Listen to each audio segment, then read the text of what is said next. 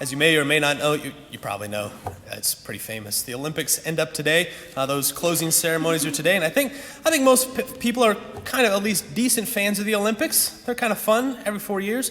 You don't get too overwhelmed with them. It's once every 4 years. You just got to kind of just go with it. It's beautiful. For 2 weeks out of the year, we just get to pretend like we've been interested in professional basket weaving this whole time. Man, we were ready for it. Like I'm really into that sport. That's really what I want. Break dancing is apparently an Olympic sport now. I didn't realize that was a thing, but okay.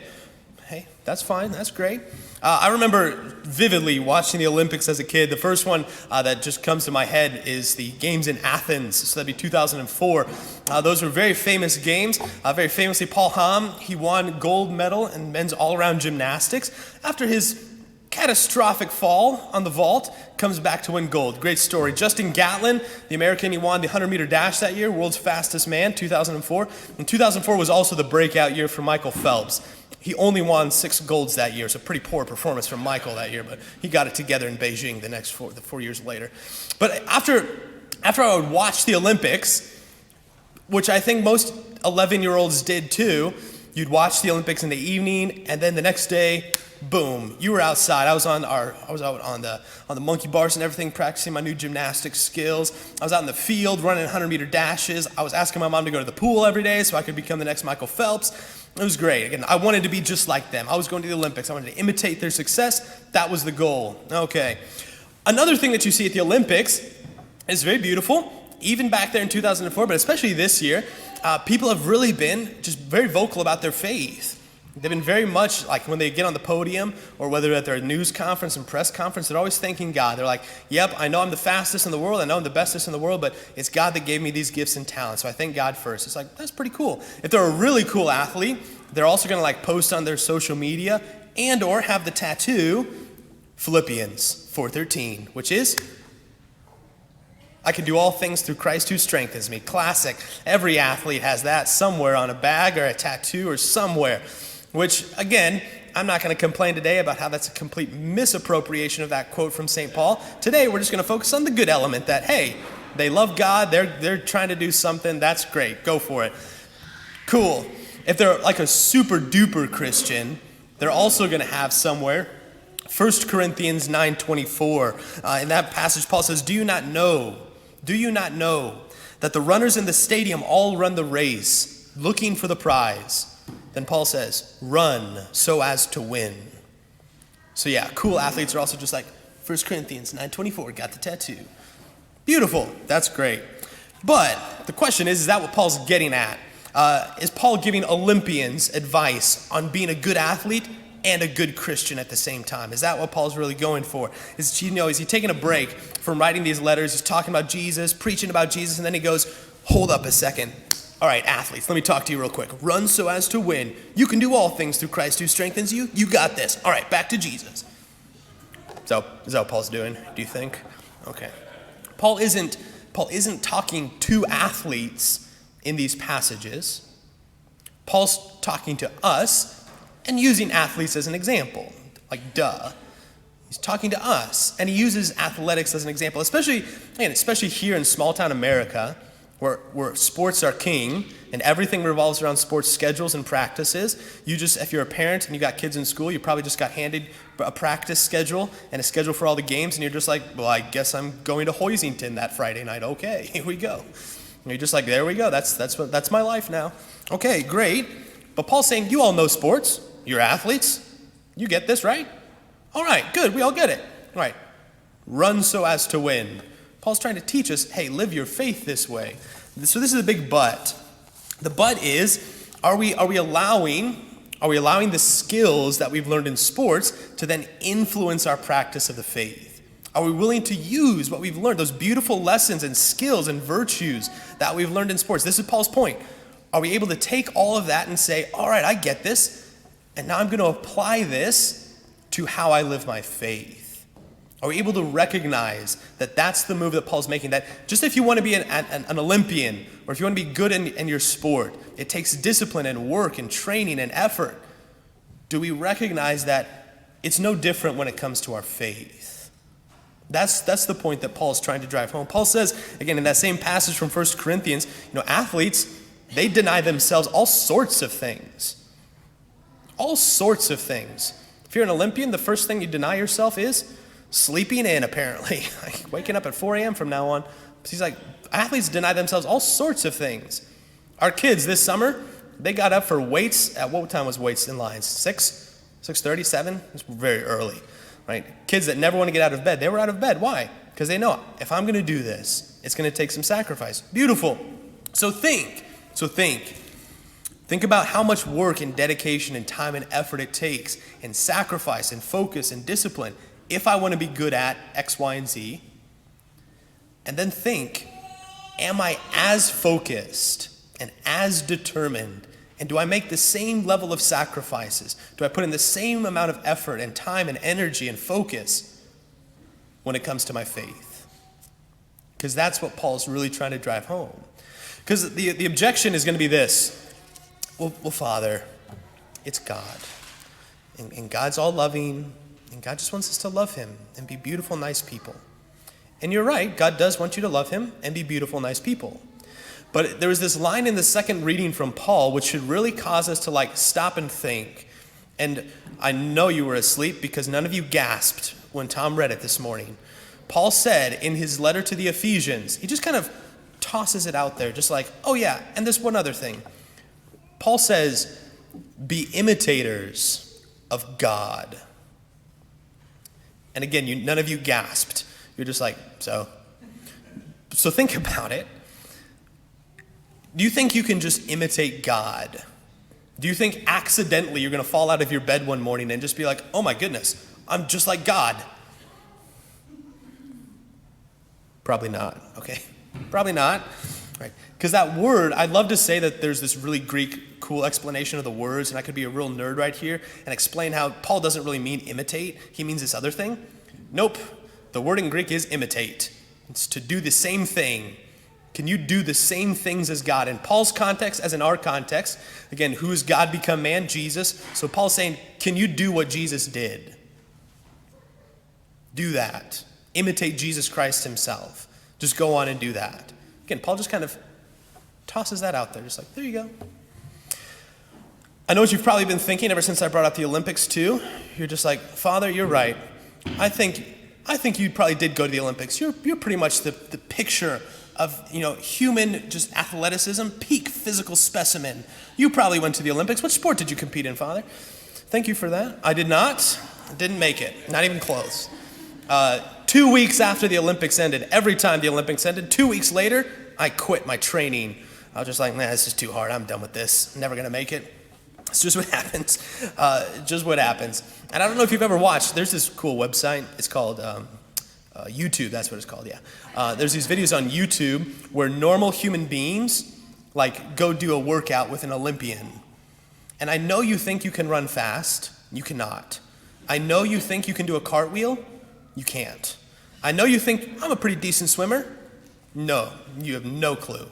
I love when I've done this, I have to catch myself, you're watching the gymnastics and they'll fall off the balance beam and you're just like, come on, that was such an easy trick. And it's just like, nah, I can't do that whatsoever, right? So it's easy to look at them and be like, man, this would be so much easier. But the point is, we cannot imitate the Olympians whatsoever. Maybe if you're 7 right now and you start training today, you might make it to the Olympics. And I don't mean to be a Debbie Downer, but no offense, you're probably not going to make it. I mean, just statistically, it's not going to happen. It's so unlikely for any one of us to go to the Olympics. Why? It's such an unattainable goal. So unattainable. What would it take? It would take just incredible amounts of practice and work and energy and discipline. It is ludicrous. There's some people I know that if they really, really, really worked at it, they might have a chance. And even them, they're like, I just don't want to do that. It's they don't even have the attitude to do it. It's come on. So, can you imitate an Olympian? No. But Paul casually tosses out to you, hey, go imitate God. What? This is what Paul's pointing our way. Think of what it takes to imitate an Olympian. Oh, and then please just go imitate God. imitate Jesus Christ himself. It's impossible. It is literally impossible. You can't do it. We cannot do it. So that's where it then becomes very important to pay attention to what Jesus says, though. Again, on the surface, we cannot do it. The goal of the Christian life, to imitate God, we should immediately say, I'm not doing that. I'm out of here. But no, what happens? What does Jesus do? Think back to our gospel. Again, we've been going through this 6th chapter of John's gospel. Jesus very famously fed the 5,000, right? 5 loaves, 2 fish, food for 5,000. But then he starts teaching. And in his teaching, after this miracle, Jesus starts to drill home what it is that he's getting at.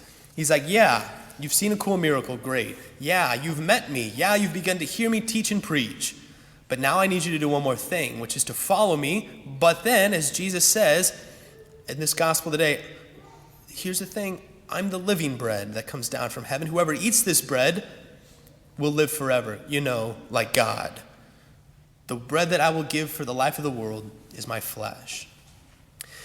The key ingredient, the secret to all of this that Paul is talking about, that Jesus is talking about, the goal of our lives, to be like God, to imitate him, to become him, it's impossible for us. And so Jesus does what he has to do if we're going to get there. He says, I'll just give it to you. I will just hand this life to you. This is the ludicrous thing. It's absolutely ludicrous that Jesus claims this. Absolutely crazy that Jesus just makes this sound so simple. But he says, through this bread of life, which is me, I will give you this life, and you will be able to live my life. You will be able to imitate me. We'll find out next week what happens. Spoiler alert. Everyone's like, you're crazy, and they leave. But this is it. Jesus says, I will just hand this life to you. Okay? It's not just enough to have God or to love God, although those are two very important things. Jesus invites us to then follow him, which is another way of saying, imitate me. But then, as perfectly as we imitate him, though, there's always going to be one little part that we're never going to be able to achieve. And so Jesus says, and then that last little bit, I will give you. I will just hand my life to you. Okay. So here it is. If we want this fullness of life, this everything that Jesus offers to us, if we want to follow him, if we want to follow this path, then what it's going to take is precisely what Paul's talking about. It's not going to happen by accident. Yeah, we've all met Jesus. Great. But now, as Paul points out, and as Jesus invites us, now we have to follow him. Now we have to live our lives and begin to imitate every single thing that he does. All right, Paul says, again, athletes, they deny themselves all sorts of things. They train their bodies. They follow incredibly strict disciplines and so on and so forth. We do this all the time. We get it. Again, you just got handed a schedule by a coach and you're just like, this is my life now. Here I go. Paul says, all right, take that same principle but apply it to your faith in Jesus Christ and say, do I have my schedule from Jesus? Am I ready to follow everything that he has given to me, or else I'm going to get kicked off the team? Do I have that same seriousness when it comes to my faith, or is that kind of secondary? Okay, so the question is, when it comes to our faith, will we follow that path laid down for us by Jesus Christ himself, which is then communicated to us by the church, by the parish? Are we ready to implement that in our lives, but then also implement it in our family's life and at our home? Are we ready and willing to say, yeah, Lord, I want to go on this race.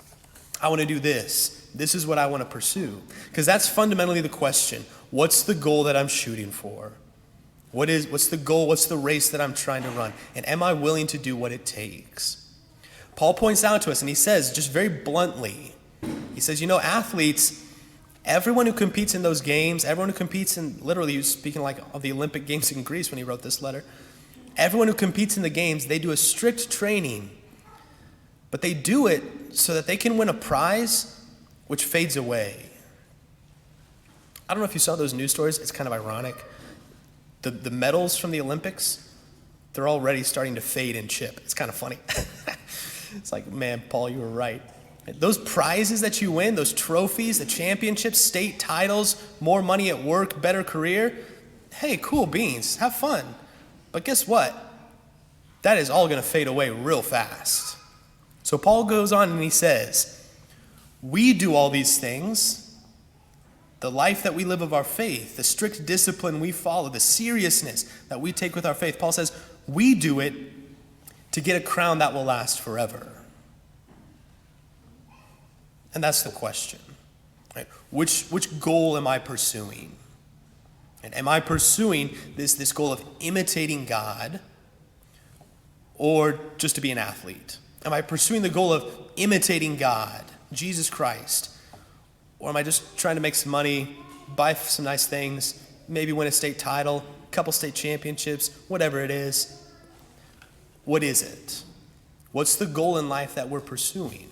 Am I pursuing a crown which will never fade, or one which will tarnish and I will stop caring about 2 weeks later?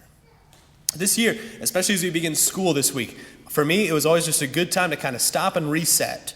The craziness of summer just ended. School's here. Normal. Whew.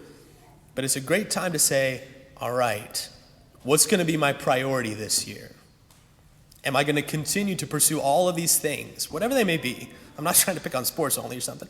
Whatever it may be in my life, am I only going to pursue that? Or am I going to pursue what actually matters? Because hopefully at the end of our lives, we can say at the end of his life, St. Paul was using sports analogies. Once again, it's kind of funny. He must have been thinking about sports a lot. At the very end of his life, right before he was executed for his faith, Paul wrote in his second letter to Timothy, I've competed well. I've finished the race. I've kept the faith. And from now on, that crown of righteousness awaits me, which the Lord Jesus Christ will award to me. Paul lived his life in the race that is his faith, and he gave great seriousness to that. The question we can reflect on is, am I willing to put that same stock, that same seriousness into my life of faith as well?